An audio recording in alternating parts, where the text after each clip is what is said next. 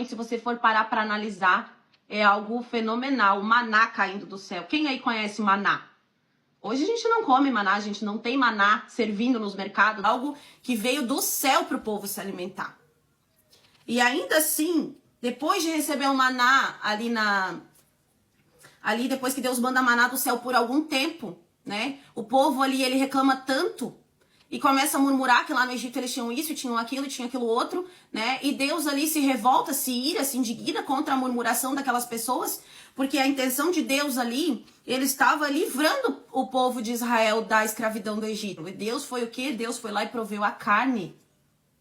Deus mandou carne para eles se alimentar por um mês, para o povo de Israel se alimentar. Por que às vezes a gente não entende, né? Não entende a caminhada com Deus e a gente murmura no meio da caminhada? Porque a gente está vivendo o processo. A gente ainda não tem a visão do futuro, a gente ainda não sabe o que Deus já viu. O que Deus sabe que a gente vai receber lá na frente. Tá com uma dificuldade e você começa a questionar e murmurar na presença de Deus. Deus, ele se ira. Em várias passagens da Bíblia, Deus se irou. E Deus realmente, ele se revolta com a situação, porque ele vê depois, cara, tu tem uma vitória lá na frente te esperando, por que tu vai murmurar? Existem várias passagens da Bíblia que Deus se ira contra o povo dele, tá? E neste momento que Deus se irou lá na parte que ele manda o maná do céu, o povo começa a reclamar, ele tirou um alimento que era dele lá do céu e proveu para as pessoas se alimentarem, né? E eles estavam na caminhada para a terra que Deus tinha prometido para eles. E o que aconteceu ali? Eles murmuraram tanto que Deus se irou e Deus veio em forma de fogo consumidor. E depois, logo em seguida, no versículo 11 do mesmo capítulo 16, depois de o povo murmurar, Deus mandou a carne, né? Mas, geralmente, as pessoas nunca estão contentes com aquilo que Deus dá. Né? Só que não é errado a gente buscar mais, a gente querer mais. A ambição, não é pecado ter ambição. É pecado a gente a gente querer cortar o caminho para ter aquilo que a gente quer. Para chegar no resultado e não querer passar pelo processo. Isso é pecado. Tá? É pecado a gente passar por cima de pessoas para chegar no objetivo que a gente quer alcançar. Isso é pecado. E o que aconteceu ali? Eles não precisavam ter realmente murmurado do maná, reclamado do maná. Eles poderiam ter orado para Deus e ter pedido, meu Deus, né? Olha para nós, a gente tem vontade de se alimentar de outra coisa que não seja isso, né? Atende o teu povo. Tu já proveu o maná, tu pode prover qualquer outra coisa. Fizeram, eles não buscavam a Deus, eles iam lá infernizar Moisés, né? E Moisés, coitado, estava aflito ali, não sabia o que fazer, porque ele estava entre o povo que estava murmurando e entre a ira de Deus. Então ele estava tentando equilibrar as coisas para Deus não incendiar o povo. Era meio que isso aí, entende? O negócio ali estava muito doido e Moisés estava comandando tudo. Moisés que já tinha passado toda aquela situação para tirar aquele povo do Egito, lutando contra Faraó, lutando contra as pragas, lutando contra a morte dos primogênitos, e depois que o povo estava no deserto, que já tinha visto as maravilhas de Deus para passar pelo Mar Vermelho, atravessar e passar toda aquela situação que Deus proveu tudo, e eles ainda murmurar por não estar satisfeitos em comer maná, é algo inacreditável, é algo muito carnal. E realmente essa parte mexe conosco, porque quantas coisas Deus tem feito por você, e às vezes quando começa a dificuldade, que você está no processo de uma dificuldade, você começa a murmurar e reclamar. Em vez de se humilhar, em vez de se dobrar, em vez de glorificar. A gente tem que aprender a glorificar a Deus no momento da nossa angústia. É difícil, mas Deus merece ser exaltado só por quem Ele é. Se Ele não nos desse nada, mas Ele já nos deu o Filho dele para nós termos a oportunidade da salvação. Então, se Ele não nos desse nada nessa terra, se Ele não nos abençoasse com bens, com saúde, com o alimento de cada dia, se Ele não nos desse nada, mas só pelo fato de Ele nos ter dado o direito de viver com Ele na eternidade, de a nossa alma não ser consumida pelo fogo do inferno e para o céu, isso já é incrível, isso já é maravilhoso. Mas o que nós, como seres humanos, fizemos? A gente pede uma coisa, se Deus não faz na hora que a gente quer, já tô braba, já tô de mal, já não serve mais pra mim, já vou deixar de servir a Deus. Já começa a murmurar que nem o povo de Israel começou a murmurar, e eles não estavam enxergando que lá na frente a geração deles não ia ser escravo. Deus estava vendo depois daquela situação. A geração deles não ia ser escravo, os filhos dos filhos deles iam viver com liberdade, com fartura, com providência divina numa terra que era terra prometida para o povo. Mas eles ali estavam passando pelo processo para outras pessoas usufruírem. Mas aquele processo, para quem serviu realmente a Deus e não questionou, entrou na terra prometida. E Moisés pediu a Deus, e Deus foi lá e proveu a carne. E o que aconteceu? Essas pessoas, elas prepararam a carne, que eram as codornas, né? Deus mandou codornas dos céus. E daí eles prepararam a carne, limparam o bicho, tiraram a pelagem, tiraram as tripas, tiraram tudo. Quando o animal estava pronto para comer, quando as pessoas foram comer, aqueles que tinham dado com a língua nos dentes, murmurado para Deus, reclamado de Deus, se afogaram e morreram na hora que estavam comendo. O negócio ali é tremendo, gente. Olha, a ira de Deus, ela é... Assim como Deus é amor, Deus ama aqueles que o buscam e nos dá a misericórdia dele, nos dá ali o livramento que nem me deu. Como eu acabei de contar para vocês, me deu o livramento da morte. Deus também se revolta com aqueles que não sabem agradecer e começam a murmurar. Então Deus particular meu alimento e disse para Moisés, Moisés, eu vou mandar o maná para vocês se alimentarem. Daí o pessoal começou a murmurar e daqui a pouco mandou a carne. E daí Deus começou a enxergar que o povo estava tão avarento naquilo tudo. Eles não estavam enxergando lá na frente o propósito do que Deus tinha prometido. Eles estavam enxergando o processo ali, reclamando, incomodando o tempo todo. E quando eles limparam aquele bicho para se alimentar, diz a Bíblia, que na hora que eles foram comer, algumas daquelas pessoas morreram engasgadas com aquele bicho. Então aquilo ali foi forte. Aquela pessoa provavelmente não teve chance nenhuma de salvação.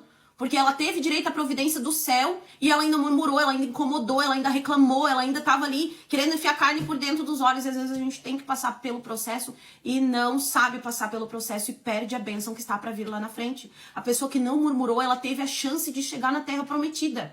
De os seus familiares, de a sua geração, de a sua descendência usufruir daquela terra. Quem é pai e mãe aqui entende que a gente trabalha e provê por nossos filhos, pela nossa geração.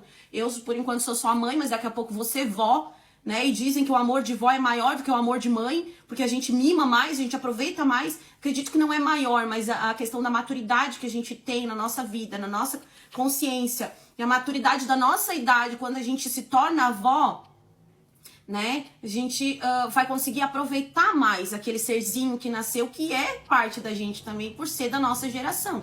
Então aquelas pessoas, elas estavam caminhando na trajetória para chegar num fim em que a sua geração ia ser abençoada por Deus. Mas morreram no meio do processo. Então muitas gerações ali se perderam por conta das suas murmurações. Mesmo, gente, assim, quando a gente se afasta da presença de Deus, a gente acaba perdendo o temor, que é uma coisa que nos segura diante da presença de Deus, é o temor de Deus. Quando a gente perde o temor, é uma das piores coisas que existe. Porque estar afastado da presença de Deus, Deus dá várias oportunidades pra gente ir voltando, né? Pra gente ser resgatado, pra gente o encontrar. Que nem eu, de vez em quando, ia num culto e Deus falava comigo através daquele culto, tá? Né? Deus tá te chamando, Deus gera oportunidades, né? Só que quem começa a perder o temor e viver dia após dia, viver a cada dia, a gente começa a perder a presença, perder o Espírito Santo e perder o temor de Deus. Um hino que antes a gente chorava até dizer chega, se alegrava na presença de Deus, já não faz mais tanta diferença na nossa vida. Uma pregação, pra que eu vou escutar isso aí? Já troca por uma música mundana, sabe? E o temor das coisas de Deus é essencial pra gente viver na presença de Deus. Deus, ele é santo. E a santidade e o pecado, elas não conseguem estar no mesmo corpo. Então, a partir do momento que Deus entra na sua vida, o Espírito Santo começa a agir na sua vida, libertando você do pecado. Pra mim, visivelmente, não era tão prejudicial, né? Eu fumava, né? Eu bebia, eu passei noitadas em festa, eu fiz muita coisa errada, né? Mesmo depois de tudo que Deus fez por mim. Deus me livrou da morte quando eu tinha 16 anos, passei aquela minha época de depressão na presença de Deus, depois o meu filho pegou e cresceu, né? Eu peguei e caí, saí da igreja, fui pro mundo, ali eu quis viver outras experiências porque eu tinha me criado na igreja, então aquilo tudo era novo pra mim e o inimigo ele começa a entrar aos pouquinhos, não é de uma vez só. Tu começa a dar uma brecha numa coisinha errada aqui, quando vê tu abre espaço pra ele agir lá na frente, quando vê tu já caiu e tu nem viu. E no início que eu ia a festas, né, no início que eu tinha saído da igreja e que eu ia a festas, eu me sentia tão mal lá dentro, porque eu pensava assim, Deus tá me vendo aqui. Que vergonha, eu pensava comigo. Deus tá me vendo aqui, que vergonha de eu estar aqui, sabe? Só que depois vai o quê? Uma amiga convida, outra amiga convida, bebe uma cervejinha. Daí quando tu já bebeu, tu já deu liberdade, daí ali tu já não é mais tu, né? Porque a pessoa que nunca bebeu começa a beber e começa a se passar. e realmente daí uma amiga fumava ali, outra lá, fuma um cigarrinho pra provar, e daí já fumava só em festa, e depois começou a fumar automaticamente por conta própria, pra livrar da ansiedade. E o que é tudo isso? Isso tudo, na verdade, isso tudo é ciladas do inimigo para nos fazer cair, para nos afastar da presença de Deus a tal ponto que a gente se acha impuro para voltar. Porque geralmente quando a gente peca a ponto de a gente achar que não tem mais a misericórdia de Deus na nossa vida. Tem gente que chega a ponto de dizer assim, às vezes eu falo para pessoas e tem pessoas que dizem assim, mas Deus não vai mais querer eu, né? O que Deus quer comigo? Sou uma pessoa ferrada, já usei droga, já fiz isso, já fiz aquilo, já fiz, né? E Deus, ele tá... Se você tá vivo, se você ainda tem uma alma nesse seu corpo, se você tá vivo, se você já viveu no Santo dos Santos, outro lugar não serve para você. Quem já teve o Espírito Santo na sua vida sabe disso. Quem tem o Espírito Santo, tem a chamada de Deus na sua vida, tem as promessas de Deus, é escolhido de Deus, não fica fora dos caminhos do Senhor. Sempre tem alguma coisa ali, né? O Espírito Santo às vezes cutucando, toca um hino da Lauriette lá, a pessoa já chora a rasgar. Eu sou assim, eu era assim. Mesmo afastada da igreja, mesmo já tendo perdido o temor, mesmo fazendo muita coisa errada, mesmo estando com a minha vida cheia de pecado. Eu ouvia um hino e, meu Deus, eu vou te servir pro resto da vida. Eu cantei agora na vigília do domingo, do final de semana, no sábado passado, eu cantei aquele hino. Ainda que pra te servir, Jesus, eu tenha que chorar. Né? A maioria das pessoas conhece esse hino, me faz assim chorar até desistir, como se eu tivesse servido a vida toda. Né? Porque realmente é uma situação em que a pessoa já teve o contato, já sentiu a presença do Espírito Santo. E a presença do Espírito Santo na nossa vida, ela nos traz um preenchimento de alma, de saciedade, de gozo, de felicidade, de vontade de glorificar, de vontade de adorar e de estar na presença de Deus. E a pessoa que está desviada chega a tal ponto do pecado em que o inimigo se acha por direito agir na vida dela.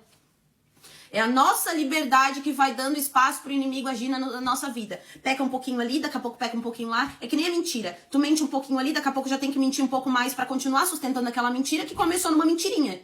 E quando você vê, aquela mentira se tornou numa proporção que tá todo mundo tendo conhecimento da sua mentira, que se tornou verdade aos seus olhos, porque tá insustentável de contornar. E o pecado, ele é a mesma coisa. O pecado, você vai dando abertura pro inimigo agir num pecadinho, né? Cada pessoa que eu encontro, que eu vejo que ainda não conheceu a Cristo, eu tenho vontade de sacudir aquela pessoa e dizer, vamos na igreja comigo. Por quê? Porque isso é o chamado de Deus ardendo na nossa vida. Quando a gente tem chamado, quando Deus escolheu a gente para fazer a obra dele e para falar dele para as pessoas, para fazer as pessoas conhecer ele através da nossa vida, Deus começa a implantar essa necessidade, essa vontade, essa chama no nosso coração. Se você é uma pessoa, né, que serve a Deus e tem aquela vontade, aquele clamor, aquela necessidade de falar de Deus para as pessoas, é de Deus. É de Deus. O inimigo não vai te acender uma chama que é para falar de Deus. Então não duvida, não questiona, faz a vontade de Deus para sua vida, não importa se os outros estão rindo, debochando, tá aqui plantando pro nosso galardão lá no céu. Porque a Bíblia fala do galardão, fala do céu, fala do inferno, fala das coisas que Deus vai requerer de nós lá no céu. Quem é salvo, ele já vai diretamente com Cristo, ele não vai passar pelo julgamento final por seus pecados. Por quê? Porque quem é salvo, ele já foi perdoado pelos seus pecados, mas ele vai ter que prestar contas para receber o galardão dele lá no céu. E o galardão é isso que eu tô fazendo aqui agora. Eu tô, né, falando da palavra de Deus para você, para chegar a alcançar mais vidas, para Deus tocar a sua vida. E através dessa palavra, talvez uma pessoa, né, se uma pessoa se sentir, né, sentir a presença de Deus, sentir que deve buscar mais a Deus e ela se consertar verdadeiramente com Deus, mesmo eu não sabendo, porque eu tô aqui numa live, não tô sabendo, eu tô longe do telefone, então eu não tô comentando ali, mas eu tô plantando a semente para o meu galardão lá no céu. Então, quando Jesus me levar para a glória, independente se ele vir enquanto eu estou vivo ou se eu já tiver morrido e for com ele para o céu, eu vou estar, lá vai aparecer o que eu plantei, as almas que se salvaram através da minha vida. É isso que é o nosso galardão. E daí a Bíblia ainda fala do tipo de galardão que vai ter. Tem gente que vai ter a coroa cheia de pedras e brilhantes, o galardão dele é lindo. E é errado a gente pensar nisso. O meu marido outro dia ainda falou, tu fala que quer pregar, evangelizar e salvar almas para o reino de Deus com interesse. Outro dia ele ainda me culpou, né? Com interesse, que a tua joia seja que a tua coroa seja brilhante, que, né? Isso aí né? Aos olhos humanos não é de Deus. De Deus sim, gente. Eu quero que a minha coroa seja linda, maravilhosa, que seja cheia de diamantes e de todos os ouros e de todas as pedras preciosas que o céu tem para me oferecer. Sabe por quê? Porque a Bíblia diz pra gente plantar aqui, pra gente pegar e juntar tesouro no céu, onde a traça e a ferrugem não consome. Não junteis tesouro na terra, porque a terra, a ferrugem e a traça consome, mas juntais tesouro no céu. Quando Deus fala que a gente deve juntar tesouro no céu, é porque lá, no nosso galardão, é que a gente tem que estar plantando aqui para colher lá. Então, quando a gente fala de Deus para alguém, fala de Jesus para alguém, a nossa vida é instrumento para aquela pessoa aceitar a Cristo, a gente já está alimentando e aumentando o nosso galardão diante da presença de Deus. Agora, você já imaginou chegar lá no céu, né? Provavelmente quem está me acompanhando até aqui já teve uma experiência com Deus, já é cristão, né? Então eu vou ir mais a fundo aqui na parte céu. Já imaginaram como deve ser chegar lá no céu e todas as pessoas que viveram antes de nós estar lá? Moisés, né? Que passou por toda aquela parte ali de ver milagres de Deus, né? Todas as pessoas que estavam, os discípulos que andaram com Jesus. Se formos parar para analisar sobre a morte dos discípulos na Bíblia, os discípulos que andaram com Jesus, às vezes, né, a gente vê aquela série que fala ali de Jesus e os discípulos, eles tiveram a oportunidade de abraçar Jesus, de viver com Jesus, de dar mão para Jesus, isso é incrível, né? E às vezes eu penso assim, eu vejo às vezes um trechinho daquela série de alguém abraçando Jesus e eu penso, meu Deus, que vontade que eu tenho de te abraçar, sabe? Que prazer, que gozo abraçar Jesus. E daí eu começo a pensar também no que eles passaram depois daquilo ali. Porque depois que Jesus foi pro céu com Deus, e eles ficaram evangelizando e pregando, a morte dos discípulos foi terrível. Se vocês lerem na Bíblia, a maioria foi morto degolado, foi morto crucificado, apedrejado, sangrando violentamente. Foi uma morte horrível que os discípulos passaram. Eles tiveram prazer na terra de conviver com Jesus, mas ali Jesus deixou para eles uma palavra em que era a missão deles nessa terra, pregar o evangelho. Ide, pregar o evangelho a toda criatura. Quem crer e for batizado, né, e cumprir a palavra de Deus será salvo. E quem não crer será condenado. Então o ide de Jesus eles fizeram o tempo todo que estavam na terra, só que chegou em alguns momentos da vida deles em que eles passaram a cruz do Calvário. Eles passaram tudo que tiveram que passar para o galardão deles lá no céu ser lindo. Imagina os discípulos recebendo o galardão deles, né? Eles pregaram o evangelho da forma que eles podiam, não tinha rede social, não tinha nada, às vezes era indo de cidade para cidade e andando quilômetros e caminhando e passando dificuldade, né? Para chegar no momento em que chegasse a palavra de Deus, o ide que Jesus mandou através de vidas ali que não conheciam a Jesus ainda, não conheciam o poder de Deus, não tinham aceitado Jesus ainda. Então eles foram os primeiros missionários, eles foram as primeiras pessoas que Jesus em pessoa incumbiu eles de trazer a palavra que hoje nós estamos recebendo. Porque além de fazer a missão deles, que era ir pregar o evangelho, eles tiveram a missão de escrever tudo aquilo que hoje nós, né, temos para nos basear. Então, né, 2000 anos depois da vinda de Cristo, hoje a gente ainda vive a palavra, a gente ainda busca orientação na palavra do que os discípulos deixaram para nós. Olha que forte isso, só que a morte deles foi terrível, a morte na carne deles foi terrível. Se vocês forem pesquisar por cada uma das mortes dos discípulos, né, tem ali que foi apedrejado, foi crucificado e pregado em várias partes do corpo, e morto e ensanguentado, foi decapitado, foi horrível. Horrível. Mas o galardão deles lá no céu vai ser lindo. Eu acredito que vai ser um dos mais lindos, porque eu não consigo imaginar outra coisa. A pessoa que nos trouxe, as pessoas que nos trouxeram a oportunidade de conhecer a Jesus, foi os discípulos. Então aqui, ó, para vocês verem, tá? Falando do céu agora para complementar, Apocalipse no capítulo 7 e no versículo 9, onde João tem a visão dele do céu. Vocês já leram o Apocalipse, como ele é maravilhoso? Ao mesmo tempo que ele é amedrontador, ele é terrível para quem não está na presença de Deus, mas ele também é maravilhoso. Porque Apocalipse nos descreve como é o céu. E ali, João, tendo aquela revelação através do anjo, o anjo do Senhor mostrou para João a visão. E olha só. No capítulo 7, versículo 9. A visão dos mártires na glória. Depois dessas coisas, olhei e eis que havia uma multidão a qual ninguém podia contar, de todas as nações, tribos e povos e línguas, que estavam diante do trono perante o Cordeiro, trajando vestes brancas, batendo palmas em suas mãos. Então, era uma multidão da qual não se podia contar, que tinha várias línguas, vários tipos, várias culturas, tipos de pele, tinha tudo. Tudo, era uma multidão a qual não se podia contar. E todos usavam vestes brancas e batiam palmas. E clamavam com grande voz, dizendo: salvação ao nosso Deus que está sentado no trono e ao Cordeiro. Ao Cordeiro, que para quem não sabe, o Cordeiro é Jesus Cristo, que está sentado à destra do trono de Deus. E todos os anjos estavam ao redor do trono, e os anciões prostravam-se diante do trono sobre o rosto e adoravam a Deus. E depois ainda diz ali na frente, ó, no 14, versículo 14. E disse-lhe o anjo: tu sabe quem são estes? Aquela multidão toda que estava de branco. E Paulo, coitado, disse: meu Deus, meu Senhor, mas como sabereis? Como eu vou saber quem é esse povo todo que tá aí? Né? Ele não estava entendendo quem eram aquelas pessoas. E daí o que aconteceu? E daí o anjo pegou e disse assim, ó. E ele me disse: estes são os que vieram da grande tribulação, lavaram as suas vestes e a branquearam no sangue do Cordeiro.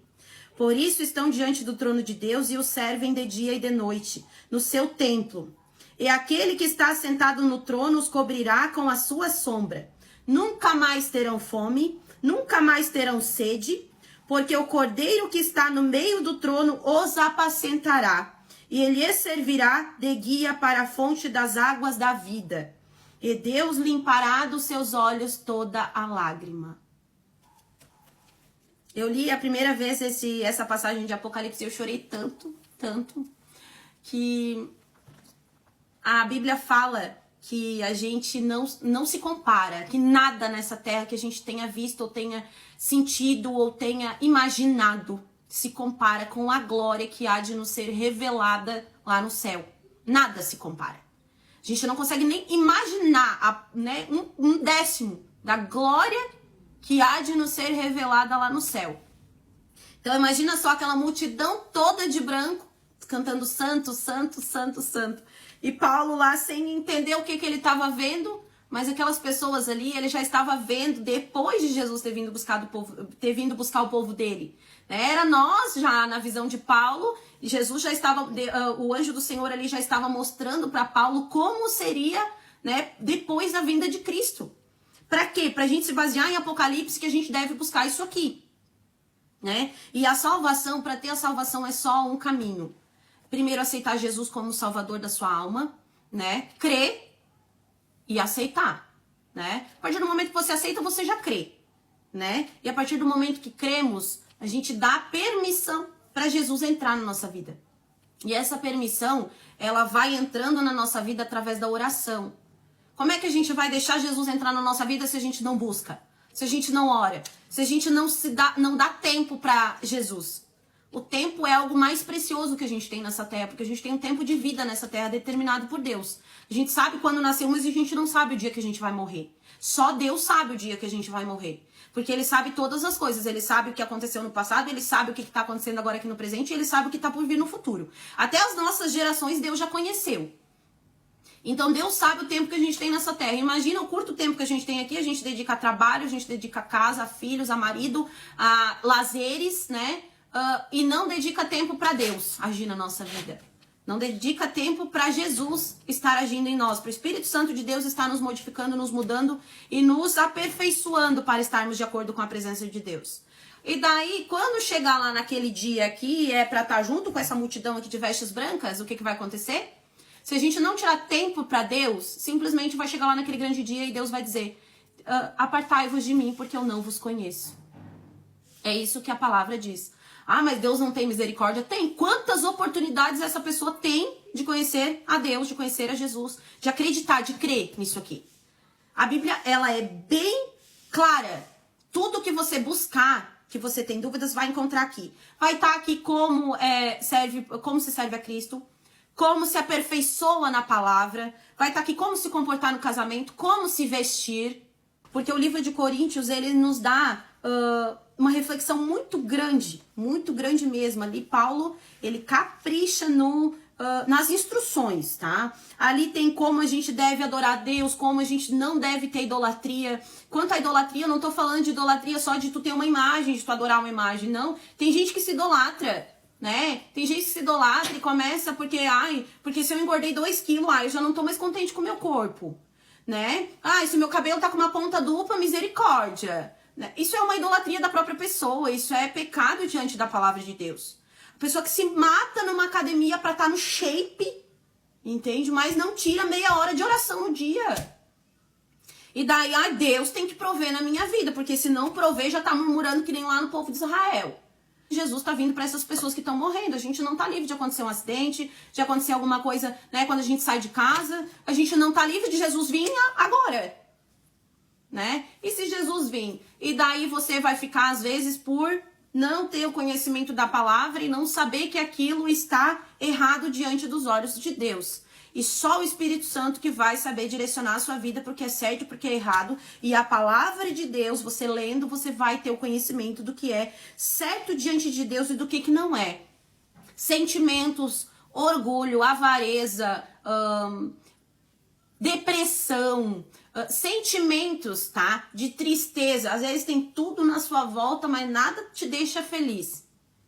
Isso é pecado diante de Deus. É uma pessoa que não sabe agradecer o pouco que tem. Que às vezes é muito mediante aquilo que ela já teve. E às vezes é uma bênção que Deus entregou pra ela ter aquilo que ela tem. Mas mesmo assim, ela olhando pra todo o redor dela, não tá satisfeita. Que parece que tá toda a vida em ruína. A pessoa tá toda a vida vivendo uma desgraça.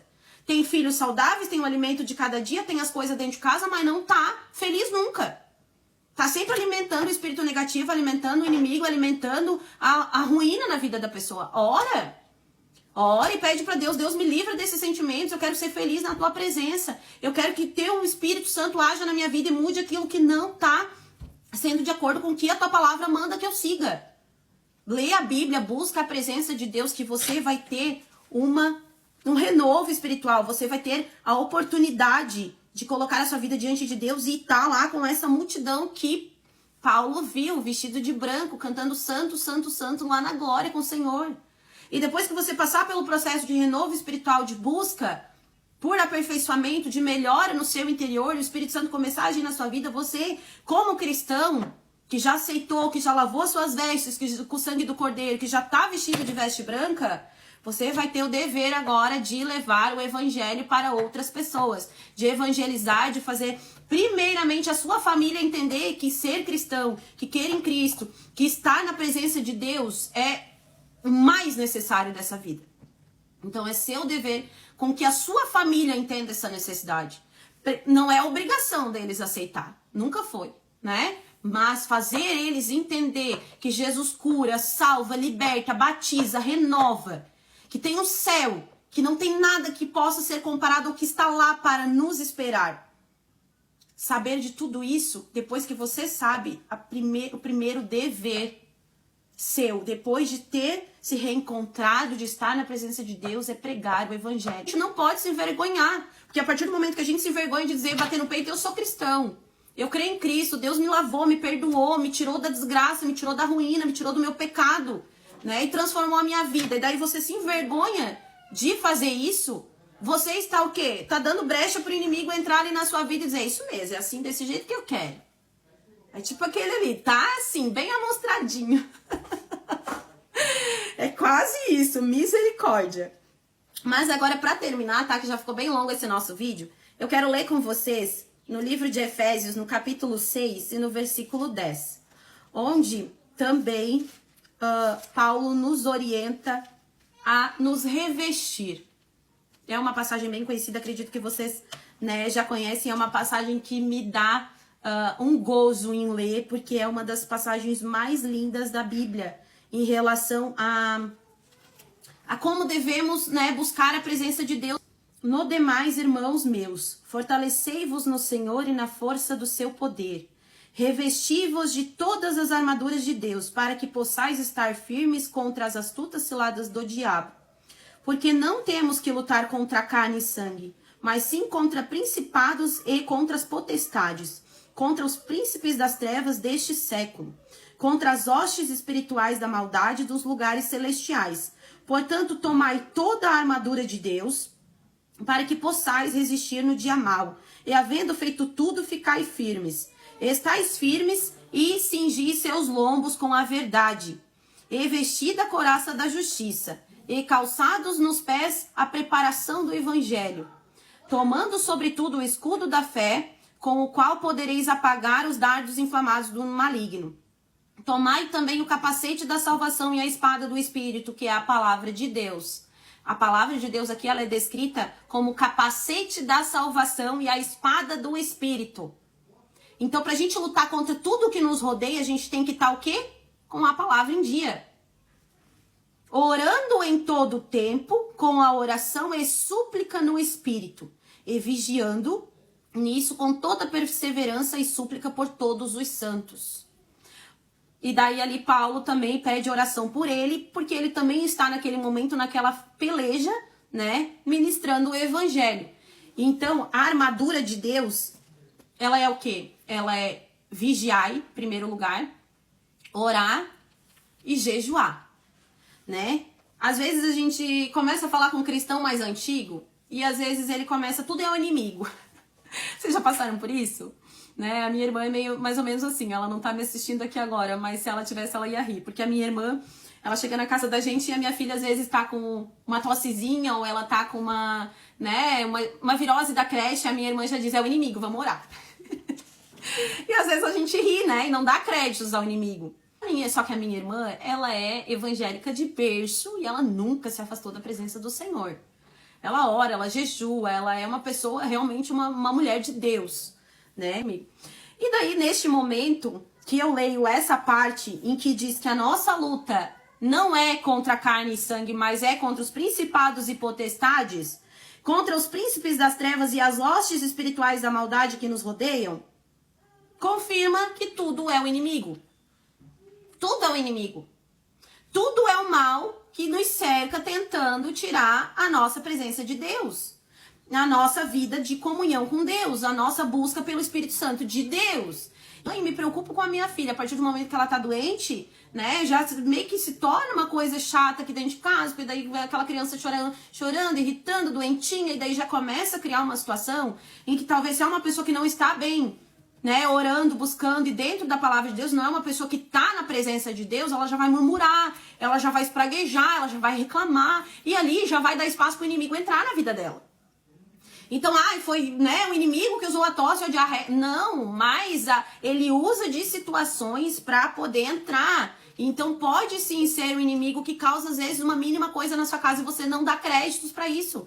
Mas em tudo orai ao Senhor. Porque se a gente estiver orando e estiver ali com as armaduras de Deus, que é o capacete da salvação, a espada da justiça, com os nossos pés calçados, tá? Na preparação do evangelho, estivermos com a palavra em dia, com a oração em dia, com a vigilância em dia e com o jejum em dia, porque o jejum é uma coisa bem opcional.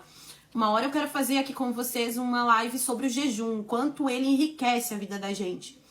Ele quebra todas as potestades, principados, trevas e todas as hostes espirituais. O jejum, ele é maravilhoso, porque ele nos faz ter um sacrifício diante de Deus.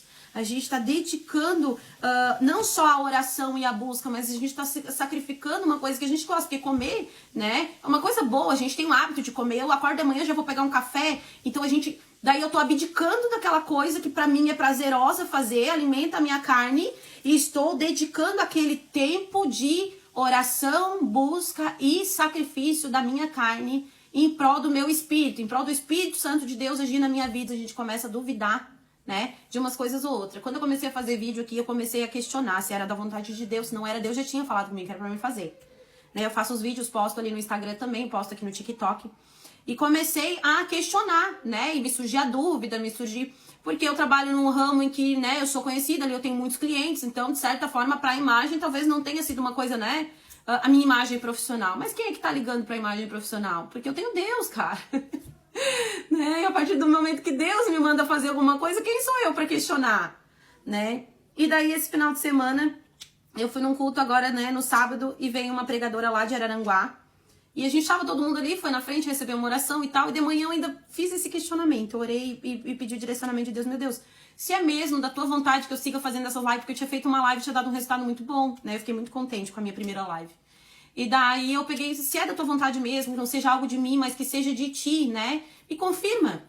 E eu orei, mas assim, não foi uma oração intensa, não foi algo assim que, né, meu Deus, faz e acontece. Não foi com jejum, não foi com nada. Foi uma coisa assim, eu expressando, né, o meu questionamento, que era pra Deus me confirmar que era da vontade dele, que eu não queria estar fazendo algo que fosse da minha carne.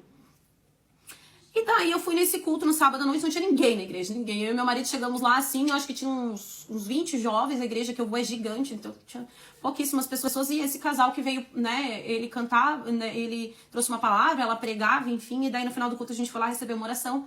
E quando a gente chegou lá pra receber a oração, eu e meu esposo e minha filhinha, ela pegou e olhou pra mim assim no microfone e pegou na frente de todo mundo. Ela apontou o dedo pra mim e disse assim, ó, e tu, que questionou a Deus sobre as coisas que tu tem feito, né? Sobre a obra que tu tem feito pra Ele, e tu tá questionando se é da vontade dele ou não, eu tô aqui hoje pra te dizer que tudo que tu tem feito, que tem surgido na tua cabeça pra te fazer pra Deus, que é da vontade dele, que tu continue fazendo. Que é Ele que tá te usando pra fazer, que isso aí não parte de ti, da tua carne pra te fazer. Que é o Espírito Santo de Deus te regendo e te usando para fazer. E quanto aos teus testemunhos de livramento, as coisas que Deus tem feito na tua vida, tu vai testemunhar. Porque isso foi feito na tua vida para te honrar o Senhor. E aí ali eu, amém, glória a Deus. Deus é maravilhoso o tempo todo, gente. Olha, Ele é incrível. A gente questiona uma coisinha mínima e Deus se preocupa em dar a resposta daquilo que a gente precisa ouvir no tempo certo. Só que isso não vai acontecer com todo mundo. Vai acontecer com quem está debaixo da graça, da palavra, da presença. A partir do momento que a gente fala para Deus nos responder de uma dúvida que surgiu em nós por sermos carne, mas que a gente entregou as nossas decisões, a nossa vida, a nossa vontade, diante da graça e da presença dele, que ele rege a nossa vontade, que ele rege a nossa vida, que ele tem o domínio sobre todas as coisas por nós, né? Ele vai responder, ele não vai deixar em dúvida. Quando Moisés lá no início clamou que o povo no deserto estava reclamando da fome, Deus proveu porque era o povo? Não, Deus proveu por causa que Moisés chegou a ele e disse, pai, a gente está precisando.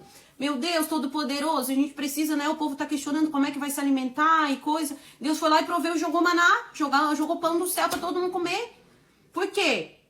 Claro que ele tinha a promessa de o povo dele chegar na terra prometida, mas ali foi a intercessão de Moisés, que vivia na presença, que vivia buscando, que ia para o monte orar, que vivia na presença de Deus. Então, quando uma pessoa se coloca na presença de Deus e busca verdadeiramente de todo o coração, que não rege mais a sua própria vontade, mas que em tudo busca a palavra, em tudo busca Deus para agir na vida daquela pessoa, aquela pessoa vai ter resposta de Deus no momento que ela precisa de resposta. Porque Deus, ele tá aqui para nós o tempo todo. Basta você realmente dar crédito ao poder que ele tem ou não. Buscar ou não. Tá na graça ou não. Assim como ela entra em ti, ela também se afasta de ti. Né? Se revolta com as tuas atitudes. E a partir do momento que a gente permite que o pecado entre, o pecado ele vai tomando uma proporção que às vezes a gente se sente até pecador demais para pedir perdão. E o pecado que vai virando um pecado consequentemente contínuo, ele vira uma iniquidade. A palavra fala que o pecado pequenininho, que ele é contínuo, hoje eu pequei contra o meu irmão. Amanhã eu vou lá e peco de novo. Depois de amanhã eu vou lá e peco de novo. Ele é uma iniquidade. E Deus não habita num corpo que está pecando pela iniquidade. Porque você sabe que está pecando e aquilo ali já virou um hábito. E quando o hábito, ele tá na sua vida, o hábito do pecado, ele te afasta da presença de Deus. Porque imagina só, a gente orar, pedir perdão pra Deus. Ah, Deus me perdoa, né? Eu pequei isso, aquilo hoje. Amanhã eu vou lá e faço tudo de novo. Mesmo pecado. Adultero, né? Falo mal dos outros, murmuro, faço deboche, logro, compro e não pago, enfim, né? Continuo pecando o mesmo pecado. Aí o que vai acontecer? Deus vai olhar, poxa vida, né? Eu já te perdoei ontem, já te perdoei anteontem, já te perdoei. Virou uma iniquidade, a pessoa se acostumou a pecar daquele jeito pra tá tudo bem. É esse tipo de pecado que alimenta o inimigo na nossa vida. E às vezes a gente pede as coisas pra Deus e Deus não entra com providência, por quê? Porque a gente não afastou o pecado da nossa vida. A presença de Deus e a presença do diabo, ela não pode estar habitando no mesmo corpo. Ou tu permite que Deus haja na tua vida, ou tu permite que o diabo haja na tua vida. Então aquele pecado que às vezes aos teus olhos é um pecadinho pequenininho, que Deus tá perdoando todo dia, pode estar atrapalhando a sua vida da bênção concreta diante da presença de Deus. Tá? Eu vou finalizar aqui, eu já falei 3 vezes que ia finalizar, gente. Muito obrigada pela presença de todos que me assistiram até aqui. Que Deus fique com vocês, abençoe a vida de vocês. E que vocês consigam encontrar Deus, a presença de Deus, né? Eu vi ali que a Jaci pediu ali, né? Que queria muito que reencontrar a presença de Deus na vida dela. Deus pode todas as coisas e Deus vai ter misericórdia de ti também, Jaci. Tu vai estar nas minhas orações, se salva. Uma alma reencontra Deus, ela reconhece Jesus como Salvador da alma dela e realmente muda. Porque eu vejo que muitas pessoas vão lá na frente na hora do culto. Não sei se vocês já prestaram atenção nisso, mas assim, né? Quem vai na igreja, às vezes a pessoa, aquela palavra mexeu com a pessoa. Deus falou fortemente naquele culto. A palavra mexeu e teve o convite, né? Lá na frente, quem quiser aceitar Jesus, que vem aqui, a pessoa vai lá, eu vou, agora é meu momento e tal. Chega lá, meu Deus, me perdoa de tudo que eu fiz e não sei o quê. E daí sai dali e acabou. E eu já fui muitas vezes assim, por isso que eu tô falando, gente, experiência própria aqui, ó. Só Deus pra ter misericórdia na minha vida mesmo. Porque eu já fui várias vezes assim, sabe? De não ter forças pra seguir buscando. E quando a pessoa vai lá na frente, que ela toma o primeiro passo de seguir a Deus verdadeiramente. Jesus, aqui eu te aceito e aqui eu quero continuar contigo. Eu não vou deixar de sair da minha vida amanhã. Eu quero tu, tem que lutar e perseverar que nem Jacó lutou com o anjo pra conseguir a benção dele. E daí vai ser, com certeza, semanas e semanas a fio de tribulação. Por quê? Porque o inimigo vai estar lutando contra a você ter a sua salvação. E ali você vai ter que lutar contra a carne, contra principados, contra potestades, contra tudo. Porque no domingo que você foi no culto, que você foi lá na frente, que aceitou Jesus, vai ter uma festa no céu. Os anjos tudo vão louvar e Deus vai ser exaltado. E todo o céu vai entrar em festa por aquela alma que aceitou Jesus Cristo.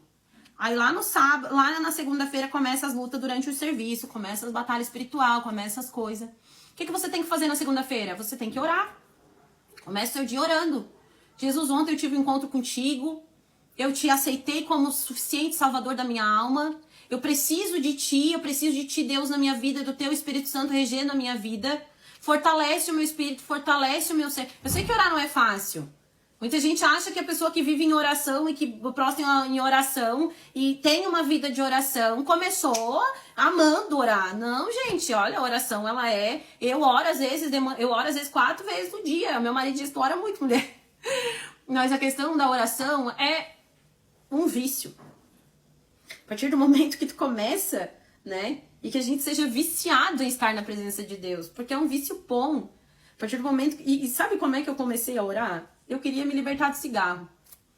E Deus já tinha falado comigo que eu precisava voltar. E eu queria me libertar do cigarro. E daí eu fumava de manhã quando eu acordava. Então eu peguei e ia orar. Eu peguei meu cigarro fora, fui lá e orava na hora que me dava vontade de fumar.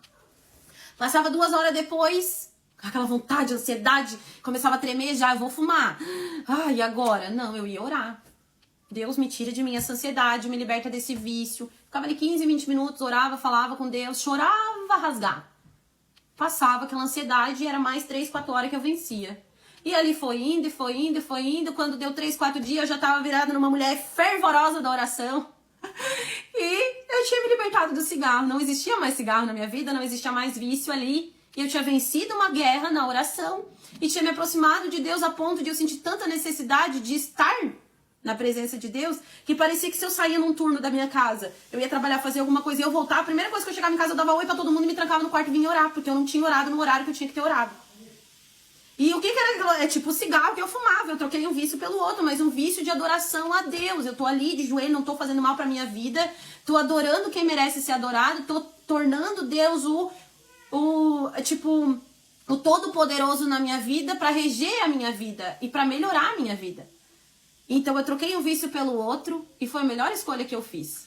Então ache os momentos que você precisa estar em comunhão com Deus, em oração, para você fortalecer o seu espírito, porque quem está em oração, tudo acontece. Para quem está em oração, tudo acontece.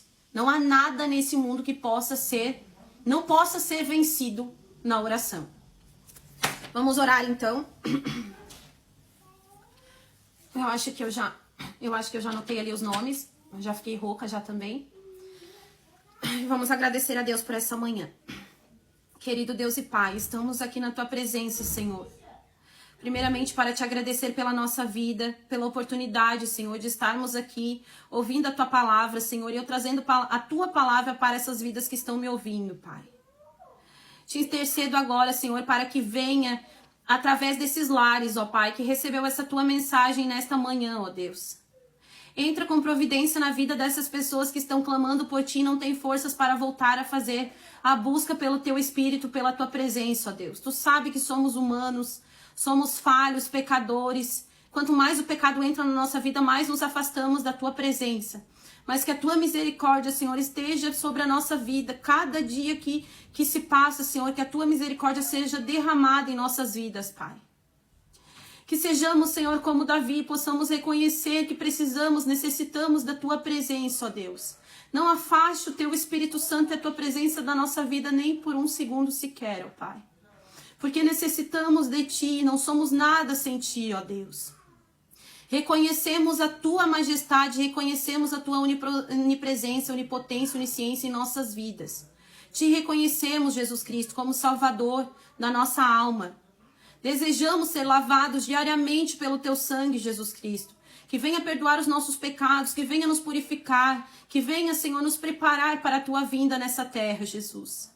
Estamos aqui, Senhor, passando um tempo, Pai. Mas a nossa alma é eterna, Jesus, e precisamos que Tu tenha misericórdia para que naquele grande dia a nossa alma possa se encontrar contigo nas mansões celestiais, ó Deus. Que nós possamos andar nas ruas de ouro, que nós possamos, Senhor, ver todos os anciões, encontrar os Teus discípulos, Senhor, e conversar com eles ali e falarmos do trabalho que fizemos para Ti aqui nessa terra. E possamos glorificar o Teu nome, ó Deus. Morando no céu, morando na glória contigo, Senhor. Venha, Senhor, entrar nessas vidas que precisam ser resgatadas, ó Deus. Venha quebrar os laços do inimigo, quebrar as potestades malignas, quebrar tudo aquilo, Senhor, que tem aprisionado essas almas, Senhor, que são escolhidos Teus, ó Deus. Muitas, de repente, dessas pessoas que estão ouvindo essa Tua palavra, ó Deus, Tu tem um chamado na vida delas. E essas pessoas, Senhor, têm lutado contra o Teu chamado, Pai. O inimigo tem entrado nessas vidas e tem afastado elas do Teu propósito, Deus. Resgata essas almas, recupera para a Tua honra e glória, Senhor. Não deixe o inimigo prevalecer sobre essas vidas, Pai. Nós Te pedimos, entregamos as nossas necessidades, a nossa vida, a nossa saúde, o nosso lar em Tuas mãos, ó Deus, porque confiamos na força do Teu poder, na Tua misericórdia e na Tua bondade, ó Deus. Te agradecemos por tudo, entregamos tudo em Tuas mãos.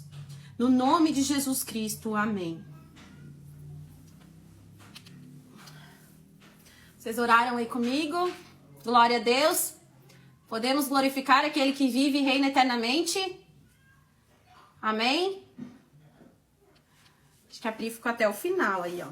Que linda, eu vou levar um presente pra ela depois. Então tá, gente, encerrando mais uma live aqui. Agradeço a todos que me assistiram até aqui.